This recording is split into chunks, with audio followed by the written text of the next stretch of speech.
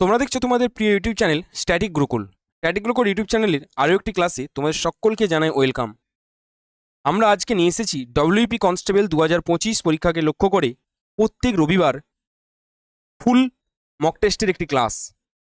সকাল 8টায় হবে আমাদের জিকে জিএস এর ক্লাস, দুপুর 12টাতে রিজনিংয়ের ক্লাস, বিকেল 4টাতে ম্যাথের ক্লাস এবং সন্ধ্যা 8টায় হবে ইংলিশের ক্লাস। টোটাল 85টি প্রশ্ন যেমন পরীক্ষায় আসে সেই টাইপেরই আমরা কোশ্চেন এই ক্লাসে নিয়ে আসবো।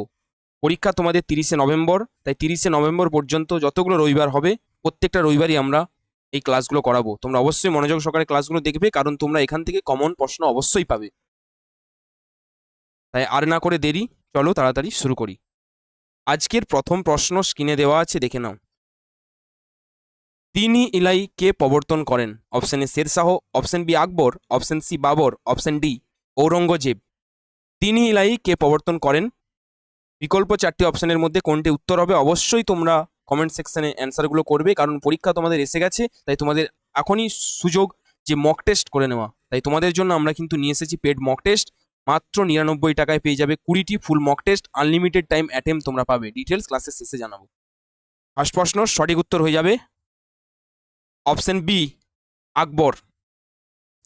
তিনি ইলাই ছিল আকবরের তৈরি একটি নতুন ধর্ম। 1582 খ্রিস্টাব্দে এটি প্রবর্তিত হয়। কত সালে? এটি প্রবর্তিত হয় 1582 খ্রিস্টাব্দে।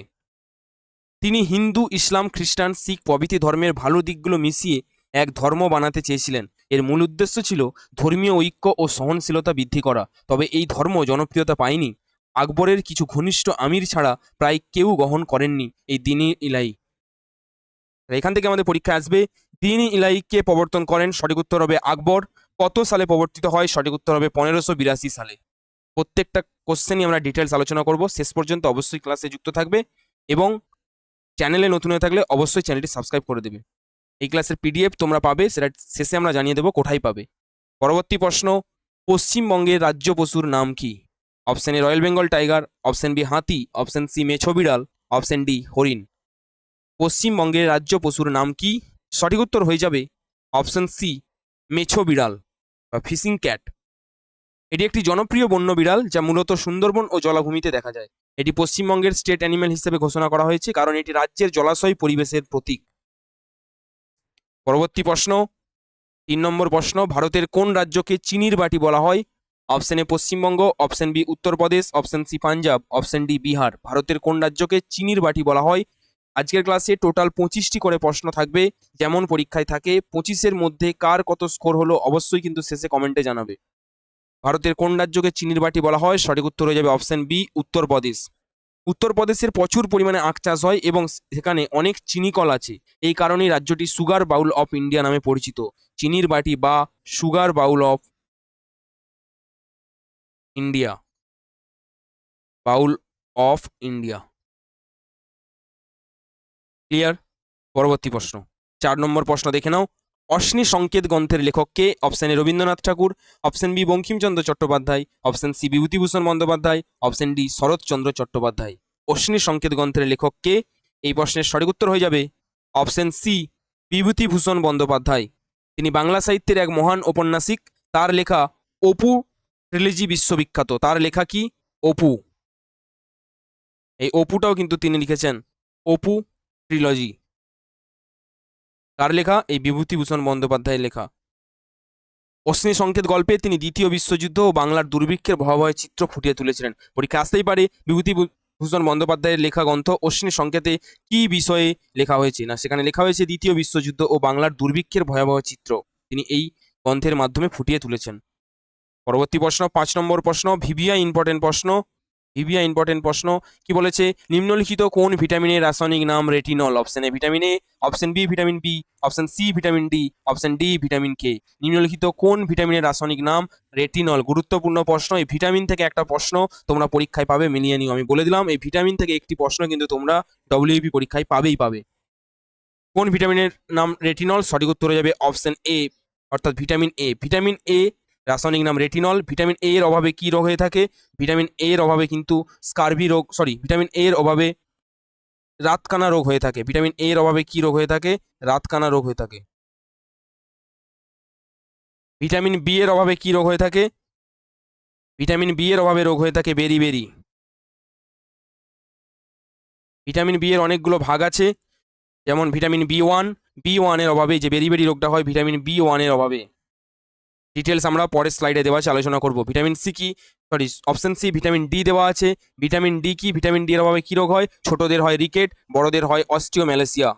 ভিটামিন কে এর অভাবে কি, ভিটামিন কে কি করে? রক্তক্ষরণ। অভাবজনিত রোগ কি? রক্তক্ষরণ হয়। এগুলো ডিটেলস আমরা পরের স্লাইডে আলোচনা করব, দেখে নাও। তাহলে নিম্নলিখিত কোন ভিটামিনের রাসায়নিক নাম রেটিনল? সঠিক উত্তর হয়ে গেছে অপশন এ ভিটামিন এ। এবার ডিটেলস দেখে নাও। ভিটামিন এ রাসায়নিক নাম কি? রেটিনল। এর অভাবে কি রোগ হয়? নাইট ব্লাইন্ডনেস অর্থাৎ রাতকানা রোগ। ভিটামিন বি ওয়ান এর রাসায়নিক নাম কি? থিয়ামিন। কোন রোগ হয়? বেরি রোগ হয়। ভিটামিন বি টু রাসায়নিক নাম কি? রাইবোফ্লাভিন। কি রোগ হয়? ত্বকের রোগ হয়, ত্বকের। ভিটামিন বি থ্রি কি? নিয়াসিন রাসায়নিক নাম। কি রোগ হয়? অভাবে পেলেগ্রা রোগ হয়। ভিটামিন বি সিক্স রাসায়নিক নাম কি? পাইরোডক্সিন। কি রোগ হয়? অ্যানিমিয়া রোগ হয়। Vitamin B twelve cobalamin. কি রোগ হয়? পার্নিসিয়াস অ্যানিমিয়া রোগ হয়। ভিটামিন সি রাসায়নিক নাম অ্যাসকর্বিক অ্যাসিড। কি রোগ হয়? অভাবজনিত রোগ স্কারভি। ভিটামিন ডি রাসায়নিক নাম ক্যালসিফেরল। কি রোগ হয়? রিকেটস। ছোটদের রিকেটস, বড়দের হয় অস্টিওম্যালেসিয়া। ভিটামিন ই রাসায়নিক নাম কি? টোকোফেরল। কি রোগ হয়? বন্ধ্যাত্ব রোগ হয়। Vitamin K পাইলোকুইনাইন।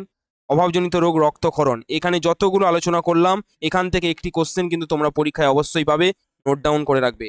আজকের প্রথম ক্লাস আমি বলে দিলাম ভিটামিন থেকে একটি কোশ্চেন তোমরা পাবে, সেটা খাতায় নোট ডাউন করে নাও, পরীক্ষার পরে মিলিয়ে নেবে।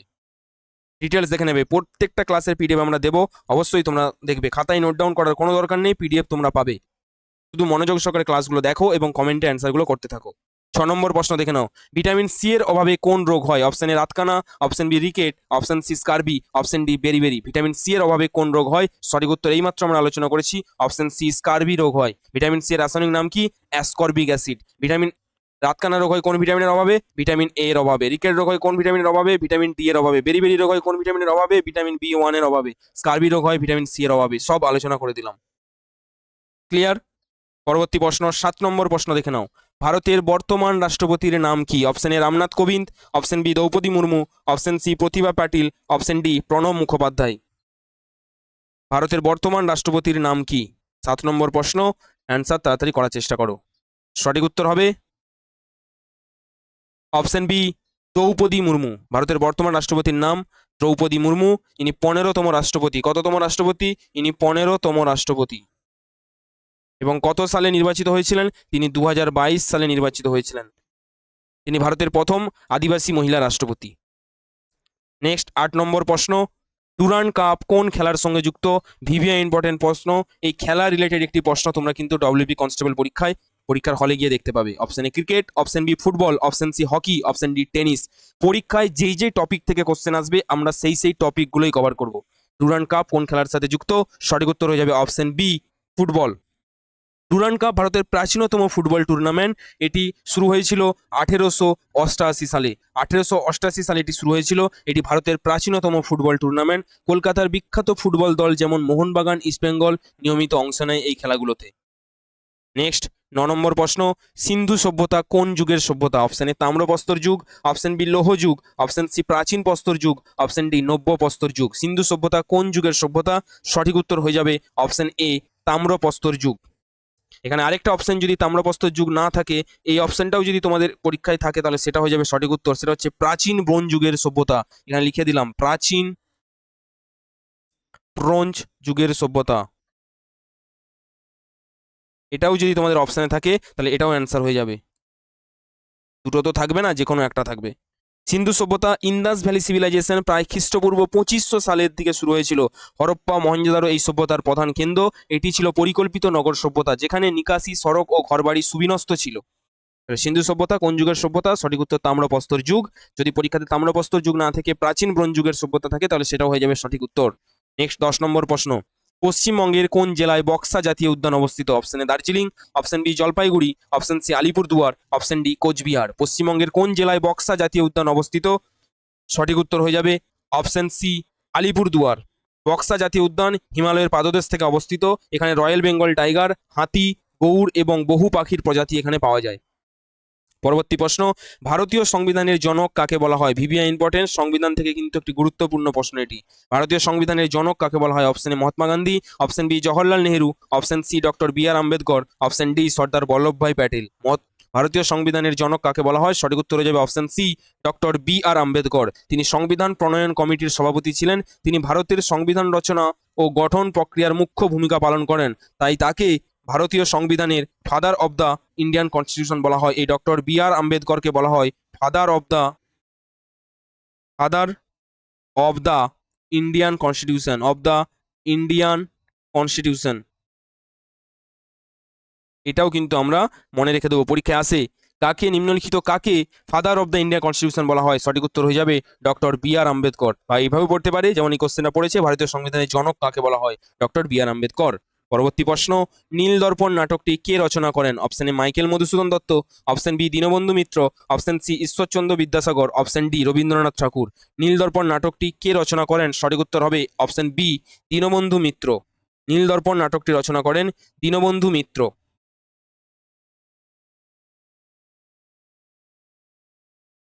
এই নাটকে তিনি নীলচাষীদের ওপর ইংরেজি জমিদারদের অত্যাচারের কাহিনী তুলে ধরেছেন। এটি বাংলা সাহিত্যিক প্রথম সামাজিক প্রতিবাদমূলক নাটক। এই নীলদর্পণ নাটকে কিন্তু নীলচাষীদের ওপর যে ইংরেজরা অত্যাচার করেছিল সেগুলো কিন্তু তুলে ধরা হয়েছে, আর এটাই কিন্তু বাংলা সাহিত্যের প্রথম সামাজিক প্রতিবাদমূলক নাটক। পরবর্তী প্রশ্ন, কন্যাশ্রী প্রকল্পটি কবে চালু হয়? ভিভিআই ইম্পর্টেন্ট প্রশ্ন। এই প্রকল্প রিলেটেড প্রশ্ন কিন্তু পরীক্ষায় আসার জন্য খুবই গুরুত্বপূর্ণ। Option A 2011, option B 2023, option C 2014, option D 2016। Kanyashree প্রকল্পটি কবে চালু হয়? সঠিক উত্তর হবে অপশন বি 2013 সালে। কে চালু করেছিলেন? চালু করেছিলেন মুখ্যমন্ত্রী, আমাদের বর্তমান মুখ্যমন্ত্রী মমতা ব্যানার্জি। ইনি কিন্তু এই কন্যাশ্রী প্রকল্পটি চালু করেছিলেন। এটি মেয়েদের স্কুলে রাখার ও অল্প বয়সে বিয়ে ঠেকানোর উদ্যোগ। এই প্রকল্পে পশ্চিমবঙ্গ ইউএন পাবলিক সার্ভিস অ্যাওয়ার্ডও পেয়েছেন। কোন অ্যাওয়ার্ড পেয়েছেন? UN public service award. UN public service award.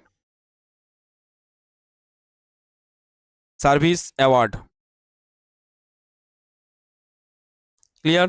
পরবর্তী প্রশ্ন, মানব দেহের সবচেয়ে বড় গ্রন্থি কোনটি? অপশন এ অগ্নাশয়, অপশন বি যকৃৎ বা liver, option C pituitary, option D thyroid. মানব দেহের সবচেয়ে বড় গ্রন্থি কোনটি? সঠিক উত্তর হয়ে যাবে অপশন বি যকৃৎ বা লিভার। যকৃৎ শরীরের রাসায়নিক কারখানা। এটি পিত্তরস তৈরি করে, খাবারের পুষ্টি সংরক্ষণ করে এবং বিষাক্ত পদার্থ নিষ্কাশন করে।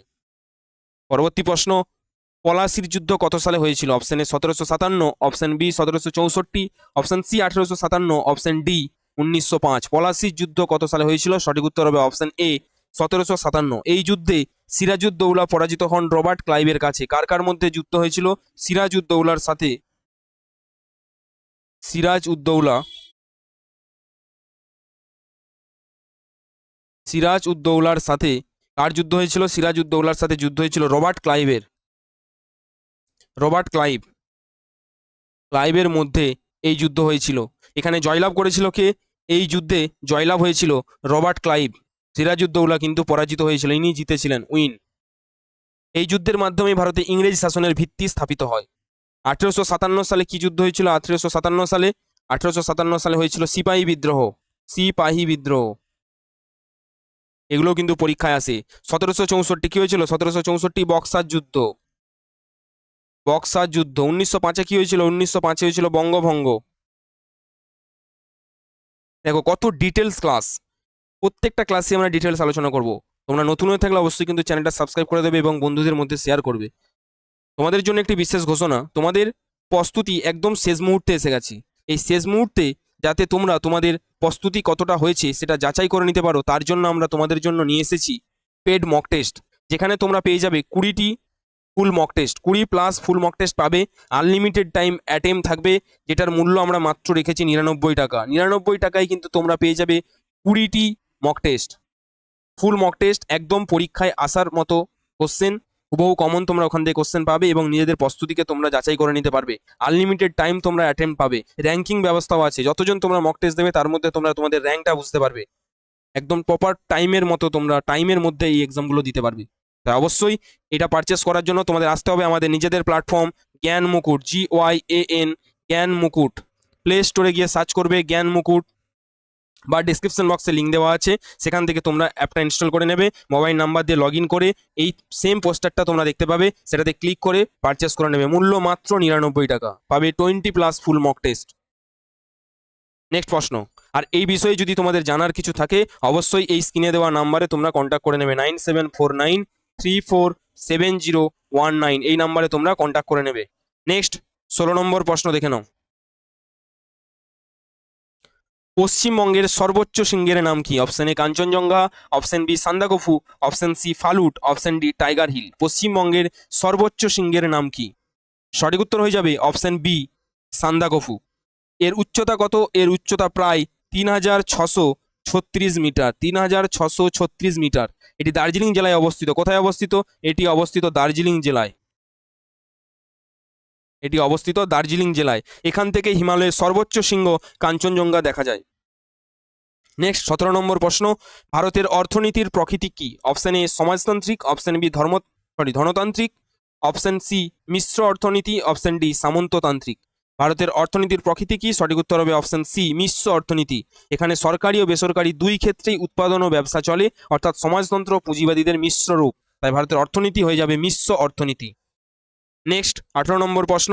গীতগোবিন্দ কে রচনা করেন? Option A Kalidas, option B Tulsidas, option C Jaydev, option D Krittibas Ojha. Gitagovinda কে রচনা করেন? সঠিক উত্তর হয়ে যাবে অপশন সি জয়দেব। এই তুলসীদাস কি রচনা করেছেন? তুলসীদাস রচনা করেছেন রামচরিত মানস। ভালো করে মনে রাখবো, পরীক্ষায় কিন্তু পড়ে রামচরিত মানস। এই কোশ্চেনটা কিন্তু কেপি কনস্টেবল 2022 এসেছিল, রামচরিত মানস। ভালো করে মনে রাখবো, তুলসীদাস রচনা করেন রামচরিত মানস। আর শুধু যদি রামচরিত পড়ে, রামচরিত কে রচনা করেছেন সেটা কিন্তু হয়ে যাবে সন্ধ্যাকর নন্দী। সন্ধ্যাকর নন্দী। মনে থাকবে। একটু ট্রিক্স বলে দিই, দেখো এখানে দাসের সশেষ, এখানে সশেষ হবে, তাই রামচরিত মানস এখানে সশেষ, তুলসীদাসের সশেষ, তাই এটা কমন এখান থেকে বলে দিতে পারবো। আর রামচরিত সেটা হয়ে যাবে সন্ধ্যাকর নন্দী। ক্লিয়ার? নেক্সট প্রশ্ন।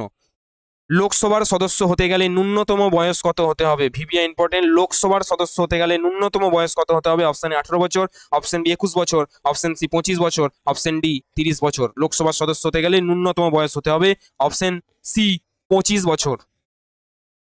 ভারতের সংবিধানে কত নম্বর আর্টিকেলে আছে এটা? এটা আছে আর্টিকেল নম্বর 84। 84 নম্বর আর্টিকেলে এটা আছে, আর্টিকেল নম্বর 84। এই আর্টিকেলে বলা আছে লোকসভার সদস্য হতে গেলে ন্যূনতম বয়স হতে হবে 25 বছর। এখান থেকে একটা প্রশ্ন পরীক্ষায় আসে, সেটা হচ্ছে কত নম্বর সংবিধান সংশোধনীর দ্বারা ভোটাধিকারের বয়স 21 থেকে কমিয়ে 18 করা হয়? 21 বছর থেকে কমিয়ে 18 বছর করা হয় কত নম্বর সংবিধান সংশোধনীর দ্বারা? সেটা হয়ে যাবে 61 নম্বর সংবিধান সংশোধনীর দ্বারা। এই কোশ্চেনটা কিন্তু WBPSI পরীক্ষাতে এসেছে 2025-এ, মানে অর্থাৎ 2024-এর এটা রিক্রুটমেন্ট, 25-এ এসেছে প্রশ্নটা। যে ভোটাধিকার বয়স 21 থেকে 18 বছর করা হয় কত নম্বর সংবিধান সংশোধনীর দ্বারা? সেটা হয়ে যাবে 61 নম্বর সংবিধান সংশোধনীর দ্বারা। ক্লিয়ার? পরবর্তী প্রশ্ন।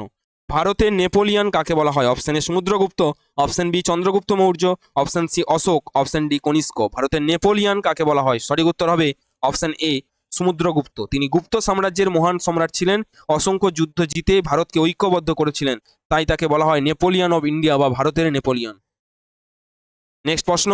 পশ্চিমবঙ্গের প্রথম মুখ্যমন্ত্রীর নাম কি? Option A doctor Bidhan Chandra Roy, option B Jyoti Basu, option C Prafulla Chandra Ghosh, option D Ajoy Mukhopadhyay. পশ্চিমবঙ্গের প্রথম মুখ্যমন্ত্রীর নাম কি? সঠিক উত্তর হবে অপশন সি প্রফুল্লচন্দ্র ঘোষ। 1947 সালে তিনি স্বাধীনতার পর পশ্চিমবঙ্গের প্রথম মুখ্যমন্ত্রী হন। পরবর্তী প্রশ্ন 22 নম্বর প্রশ্ন। সাধারণ লবণের রাসায়নিক নাম কি? Option A sodium bicarbonate, option B sodium chloride, option C calcium carbonate, option D potassium nitrate. সাধারণ লবণের রাসায়নিক নাম কি? সঠিক উত্তর হবে অপশন বি সোডিয়াম ক্লোরাইড, যেটাকে বলা হয় NaCl। NaCl sodium chloride. এটি এক ধরনের যৌগ যা সোডিয়াম ও ক্লোরিন নিয়ে গঠিত। আমাদের শরীরে ইলেকট্রোলাইট ব্যালেন্স ঠিক রাখতে এটি প্রয়োজন। পরবর্তী প্রশ্ন 23 নম্বর প্রশ্ন। জলদাপাড়া অভয়ারণ্য কিসের জন্য বিখ্যাত? অপশন এ বাঘ, অপশন বি সিংহ, অপশন সি একশৃঙ্গ গন্ডার, অপশন ডি হরিণ। জলদাপাড়া অভয়ারণ্য কিসের জন্য বিখ্যাত? এই কোশ্চেনটা তোমাদের জন্য থাকবে হোমওয়ার্ক, অবশ্যই কমেন্ট সেকশনে জানাবে। এখানে না, ক্লাসের শেষে কমেন্ট সেকশনে তোমরা এটার উত্তর অবশ্যই করে জানাবে। যারা যারা অ্যান্সার দেবে পরের ক্লাসে আমরা তার নাম নেব। নেক্সট 24 নম্বর প্রশ্ন। ভারতের কোন রাজ্যে প্রথম পঞ্চায়েতি রাজ ব্যবস্থা চালু হয়? Option A Paschimbanga, option B Rajasthan, option C Andhra Pradesh, option D Kerala. ভারতের কোন রাজ্যে প্রথম পঞ্চায়েতি রাজ ব্যবস্থা চালু হয়? ভিভিআই ইম্পর্টেন্ট প্রশ্ন। সঠিক উত্তর হবে অপশন বি রাজস্থান। 1959 সালে, সালটা মনে রাখবো, 1959 সালে নাগৌর জেলায়, এই রাজস্থানের কোন জেলায়? না, জেলা হচ্ছে নাগৌর জেলায়। নাগৌর জেলায় প্রথম পঞ্চায়েত ব্যবস্থা চালু হয়। এর উদ্দেশ্য ছিল গ্রামীণ প্রশাসনের জনগণের অংশগ্রহণ নিশ্চিত করা। ভিভিআই ইম্পর্টেন্ট প্রশ্ন, কিন্তু স্টার মার্ক দিয়ে রাখলাম, অবশ্যই এটা দেখে রাখবে। পরবর্তী প্রশ্ন এবং আজকের অন্তিম প্রশ্ন, শেষের কবিতা উপন্যাসটির রচয়িতা কে? Option A Saratchandra Chattopadhyay, option B Rabindranath Tagore, option C Bankimchandra Chattopadhyay, option D Tarashankar Bandyopadhyay. Shesher Kobita উপন্যাসটির রচয়িতা কে? সঠিক উত্তর হবে অপশন বি রবীন্দ্রনাথ ঠাকুর। এই উপন্যাসে অমিত ও লাবণ্যর প্রেম কাহিনী তুলে ধরা হয়। কার কার? অমিত ও লাবণ্যের প্রেম কাহিনী ধরা হয়। লাবণ্যর প্রেম কাহিনী তুলে ধরেন তিনি এই উপন্যাসটিতে। এটি রবীন্দ্রনাথের রোমান্টিক উপন্যাসগুলোর মধ্যে অন্যতম একটি সেরা উপন্যাস। এই ছিল আজকের টোটাল 25টি প্রশ্ন। এর পরের ক্লাস রবিবারের ফার্স্ট ক্লাস, এটা জিকে। এরপরে তোমরা নেক্সট ক্লাস পাবে দুপুর 12টার সময়, তোমরা পেয়ে যাবে রিজনিং এর ক্লাস। দুপুর 12টায় পেয়ে যাবে রিজনিং এর ক্লাস। বিকেল 4টায় পাবে তোমরা ম্যাথের ক্লাস এবং সন্ধ্যা 8টায় পাবে ইংলিশের ক্লাস। অবশ্যই কিন্তু ক্লাসগুলো দেখবে, এখান থেকে কোশ্চেন কিন্তু তোমরা কমন পাবেই। টোটাল আমরা পরীক্ষা পর্যন্ত 6টা সপ্তাহ আমরা ফুল 6টা ভিডিও তোমাদের দেব, মানে প্রত্যেকটা টপিকে 6টা করে, টোটাল 24টা ভিডিও তোমরা পাবে। যদি এগুলো দেখে যাও অবশ্যই কিন্তু পরীক্ষায় তোমরা কমন পাবে। আজকের যে ক্লাসটি হলো, এখানে টোটাল 25টি প্রশ্ন ছিল। 25টি প্রশ্নের মধ্যে কার কত স্কোর হলো অবশ্যই কমেন্টে কিন্তু জানাবে। ক্লাসটি তোমাদের কেমন লাগলো সেটা কমেন্টে কিন্তু জানাতে ভুলবে না। তোমরা যদি ক্লাসে নতুন হয়ে থাকো অবশ্যই চ্যানেলটি সাবস্ক্রাইব করে দেবে। তোমাদের জন্য আমরা নিয়ে এসেছি পেড মক টেস্ট, যেটার মূল্য মাত্র 999 টাকা, যেখানে তোমরা পেয়ে যাবে 20+ ফুল মক টেস্ট। তাই দেরি না করে তাড়াতাড়ি আমাদের প্ল্যাটফর্ম জ্ঞান মুকুট প্লে স্টোরে গিয়ে সার্চ করো, GYAN জ্ঞান মুকুট MUKUT সার্চ করে নেবে। ওখান থেকে অ্যাপটা ইনস্টল করে নেবে। এই লোগোটা তোমরা দেখতে পাবে, এটা হচ্ছে আমাদের অ্যাপের লোগো, তোমরা দেখতে পাবে। ওখান থেকে তোমরা কিন্তু পারচেস করে নেবে। ক্লিয়ার? কোনো যদি ডাউট থাকে অবশ্যই এই 9749347019 এই নাম্বারে তোমরা হোয়াটসঅ্যাপ করে নেবে, ডিটেলস আমরা জানিয়ে দেবো। আর লিঙ্ক ডেসক্রিপশন বক্সেও তোমরা পেয়ে যাবে। এই ক্লাসের পিডিএফ পাওয়ার জন্য তোমাদের অবশ্যই আসতে হবে আমাদের official Telegram channel static Gurukul. এখানে ফ্রি পিডিএফ তোমরা পাবে, ফ্রি বিষয়ভিত্তিক মক টেস্ট পাবে, ফ্রি সাপ্তাহিক কারেন্ট অ্যাফেয়ার্স তোমরা পাবে। টেলিগ্রামে গিয়েও তোমরা সার্চ করতে পারো স্ট্যাটিক গুরুকুল, এখানে যুক্ত হয়ে যাবে। আর টেলিগ্রামে যুক্ত হয়ে গেলেই তোমরা কিন্তু এই পিডিএফগুলো পেয়ে যাবে। তার জন্য অবশ্যই কিন্তু তোমাদের এই স্ট্যাটিক গুরুকুল ইউটিউব চ্যানেলটি সাবস্ক্রাইব করতে হবে। Static Gurukul YouTube channel subscribe করে নেবে, কারণ আমরা এরপরে আরও ইম্পর্টেন্ট এবং গুরুত্বপূর্ণ প্রশ্ন তোমাদের সামনে নিয়ে আসবো। ঠিক আছে, আজকের ক্লাসটা এখানে শেষ করলাম। ক্লাসটি কেমন লাগলো অবশ্যই কমেন্টে জানাবে। Thank you.